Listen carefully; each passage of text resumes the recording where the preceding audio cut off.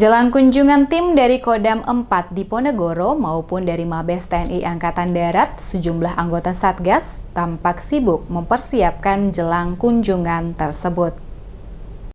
Anggota Satgas TMMD Reguler 110 Kodim 0714 Salatiga bersiap menyambut kedatangan tamu dari Kodam dan Mabes Angkatan Darat.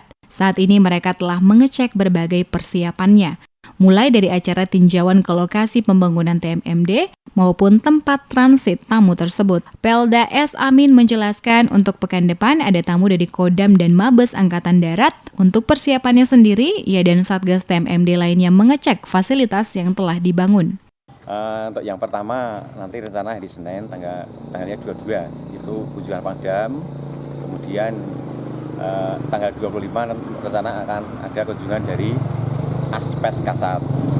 Yang perlu kami siapkan yaitu yang pertama masalah sasaran, kemudian masalah kebersihan lingkungan, kemudian masalah lokasi yang akan dikunjungi, termasuk di mana nanti transitnya di mana, termasuk nanti kumpul dengan anggota di mana, termasuk nanti dengan masyarakat di mana, itu sudah kami siapkan.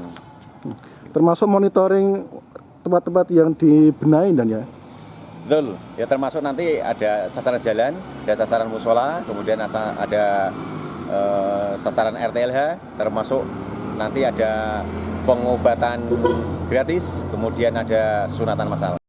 Mulai dari lokasi pembangunan, fasilitas kebersihan lingkungan, serta tempat untuk transit para tamu. Dengan adanya kunjungan itu, ia pun berharap nantinya semua persiapan dan pekerjaan lapangan program TMMD ini dapat dikerjakan dengan maksimal dan tepat sasaran.